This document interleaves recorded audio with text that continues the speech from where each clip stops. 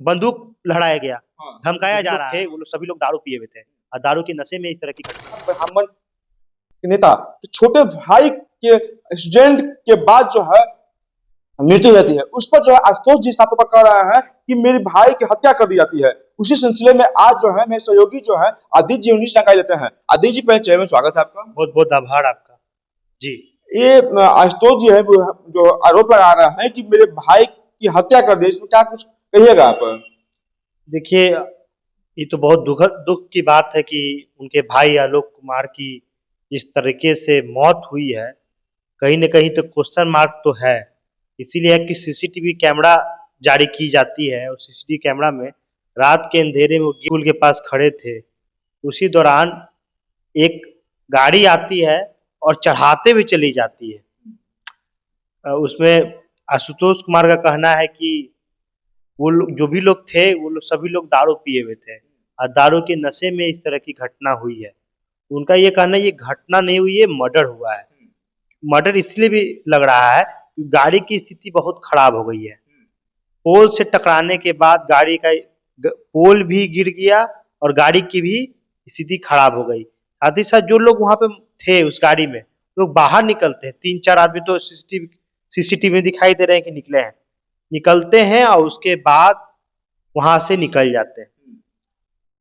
ये जब आशुतोष जब जाते हैं, थाने जाते हैं, तो उसमें से कोई एक व्यक्ति, उसमें से जो व्यक्ति थे वहां थे और ये बोला जा रहा है कि जेएमएम के नेता के परिवार के लोग थे और उन्हें बोला जाता है ये बच्चे हैं। तो आशुतोष जब वहां पहुंचते हैं तो बोलते हैं ये बच्चे हैं, तो रात के अंधेरे में ये गाड़ी कैसे चला रहे थे, 100 की स्पीड में गाड़ी कैसे चला रहे थे। वो जाते हैं तब उनको लॉकअप में रखा जाता है। आशुतोष कुमार का कहना है कि हेमंत सोरेन की पत्नी को जिताने मेरा योगदान था। 12,000 जो वोट थे उसमें से 8,000 वोट मेरे चुनाव प्रचार के कारण आया। ये भी कह रहे हैं कि हेमंत सोरेन ने एक सिपाही तक नहीं भेजा। साथ ही साथ उनके पार्टी के नेता उन पे चढ़े हुए हैं और उनके भाई के मौत के आशुतोष कुमार का कहना है कि जिम्मेवार है वो। तो ये ऐसा घटना हुई है। वैसे तो ये जांच का विषय है और मुझे ऐसा लग रहा है जांच चल भी रही होगी, लेकिन आशुतोष कुमार का सीधा सीधी कहना है कि उनके भाई को मार दिया गया है। एक बीजेपी के नेता भी है और उस पर हत्या हो जाना है, तो क्या राजनीतिक साजिश भी है समझी जाती है क्या। इसे आशुतोष कुमार भूमियारों के बड़े नेता कहलाते हैं।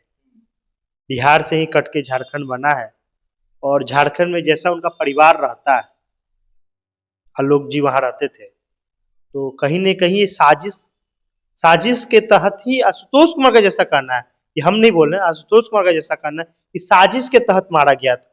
हो सकती तो जांच के बाद ही पता चलेगा, लेकिन वर्तमान स्थिति में तो ये समझ में आ रहा है कि ये मर्डर ही है, क्योंकि आशुतोष कुमार का कहना है कि उसमें से एक व्यक्ति पिस्टल लड़ा रहे थे, उनको डरा रहे थे। तो ये बात तो स्पष्ट हो रही है कि ये घटना जो हुई है ये हत्या ही है।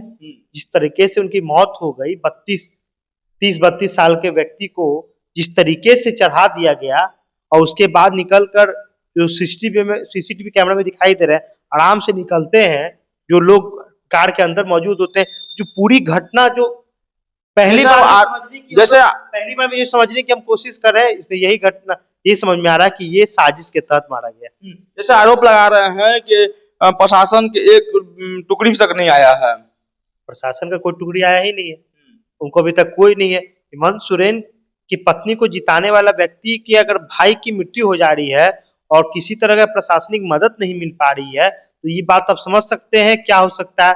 एक बार और आशुतोष कुमार ने बोला है कि अगर यही कारण है कि वो लोग बिहार में भी सरकार नहीं बना पाए, जेएमएम की क्या स्थिति बिहार में रही सब लोग ने देखा, राजद ने उन्हें पूछा तक नहीं।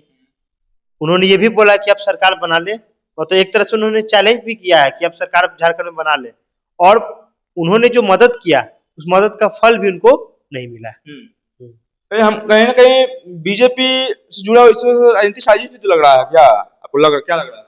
ये तो जांच के बाद ही पता चले कि राजनीतिक साजिश है या नहीं है, लेकिन ये घरेलू मामला भी हो सकता है। हो सकता है आलोक का पहले ही से कुछ दुश्मनी हो। मर्डर का एंगल तो दिख रहा है, हाँ। ये तो जांच के बाद ही पता चलेगा, प्रशासन जांच करेगा, उसके बाद ही पता चलेगा कि घटना थी या आशुतोष जी मुझे बोल रहे हैं कि सीसीटीवी कैमरा में लोग दिखाई दे रहा है कि लोग बंदूक से लहरा रहे हैं। उनका कहना है कि बंदूक लहराया गया, हाँ। धमकाया जा रहा है। हाँ। ये बोला जा रहा है कि हम जेएम के जिला अध्यक्ष हैं, जेएम के नेता हैं, तो हम जो चाहते हैं वही होगा।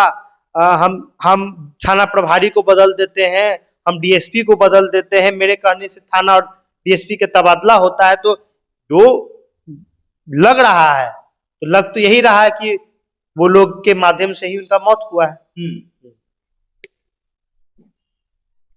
वो लोग के माध्यम से उनका मौत हुआ है।